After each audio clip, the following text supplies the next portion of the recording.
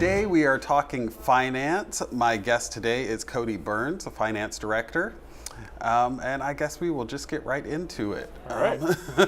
So what's going on with finance this May? So finance, so far we've made it through April. First quarter we were a little bit behind plan. We're waiting to see how April turns out. Should have the final numbers tomorrow. But our team's really excited because we actually have we've been talking about this accounts receivable goal for a few months now, and we actually have met our goal a few months early. So our goal was to get to 10 DSO, which is days sales outstanding. And we have met that goal. I had originally said July, but we have met it at the end of April, and we are at 9.5 days sales outstanding. So the team is really excited and energized, and we are working on what our next goal will be because we're not content. We're happy that we met our goal, but we're not content. So we're thinking that we can take it a little bit lower, and we're working on what that'll look like with the team. But really excited. The team has worked very hard to get the monthly fees collected on time and in a timely manner, and really work out the issues with some of those delinquent accounts that we had seen previously. Okay, are you seeing a decline in delinquent accounts, or just in across the board? Yes. So the first month that we did it was in January when we sent out letters, and we had sent over 120 collection letters out to residents that had missed the prior month's payments or who were delinquent more than just a month. But this in April we sent only 42 letters. And so we had cut the number of letters in half, so only 42 people were delinquent or delinquent with issues that were unknown to us. So there are some delinquent accounts where we are working with the residents to remedy the situation. And I think that's a big point to call out here is if you do have issues paying your bill, or you do have questions about your bill, please reach out to the finance office and let us know that you have these questions so that we don't send you a letter. The last thing we want to do is, if you're working on an issue with another department, to send you a letter and have you come back and say, why am I getting this letter? I've already talked with home support, for example, if you're working on a charge there. Let us know so that we can put that on your account and potentially not send out a letter to you so that you don't get bombarded with stuff from finance. All right. Now, what's the number one thing that residents should be concerned about as far as just not falling behind? I think the number one thing is just communication. Just like I said, let us know. If you are having struggles with finances or paying your bill, please let the finance office know. Anyone in the finance office will take down your name and talk you through it, and then if they don't have the answer for you right there, we'll bring it to me and we can figure out what the next steps are. We know that there's a lot of residents on fixed income, and that the bills sometimes come at unopportune times, and things happen. Even in my personal life, things happen. A water heater breaks and I've got to pay that bill or something like that. So just let us know. I think that's the big thing. Don't assume that the finance office understands your situation if you hadn't told us.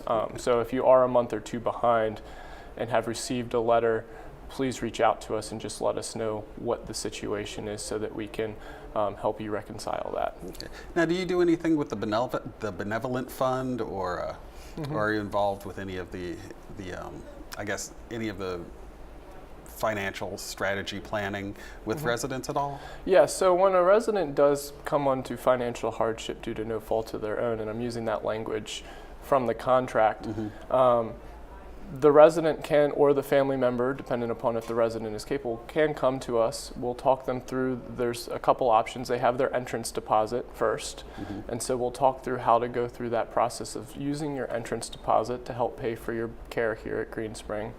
And then after the entrance deposit is depleted, the benevolent care fund is an option for those who are in independent living, assisted living, or memory care. If they're in a skilled nursing setting, so over in our long-term care skilled nursing, it would be a Medicaid application. But we work through with the residents and their families through that to give them support, let them know what documents are needed in order to access all of those options. And in the case of Medicaid, Yolanda Edwards, our business office manager, will assist with that application as well. Okay. Well, is there anything else going on with finance right now that you'd like to talk about? We're really just focused on a global Greenspring scale education on our financials with our leadership team, making sure that the leadership team understands their financial reporting, how to explain variances, and how to remedy those situations. If they are overspent in one area, can they underspend in another area, or vice versa, so that we can have that balanced budget at the end of the year.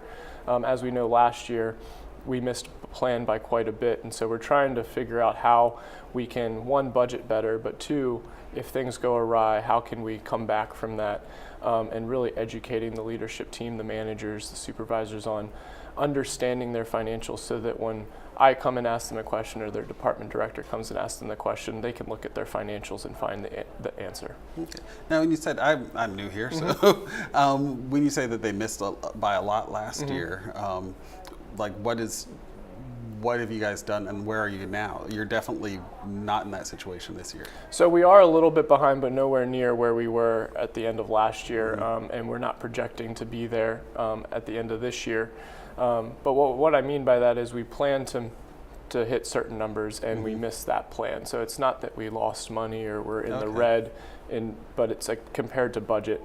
But some of the things we've done is we've developed variance reports and walked through with managers how to report their variances every month.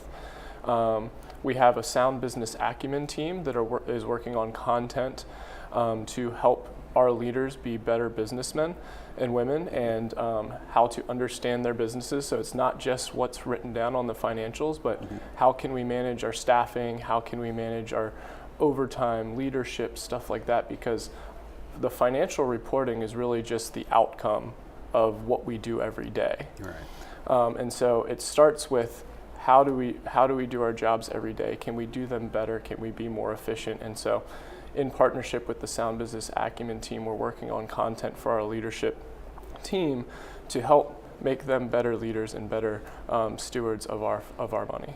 Okay. Well, I think we've got a few more minutes here. So I was going to ask you, because I know that you're a Game of Thrones fan. I am a Game of Thrones fan. So, and you deal with money. Yes. And I was thinking of the Iron Bank. Yes.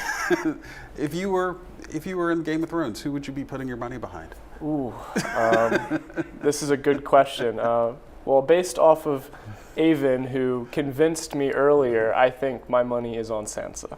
Really? Yes, he convinced me. I think at the end of it all, she will be sitting on the Iron Throne. So if I were to invest in a character, it would be Sansa. But it wouldn't be the Lannisters who always pay their debts. No.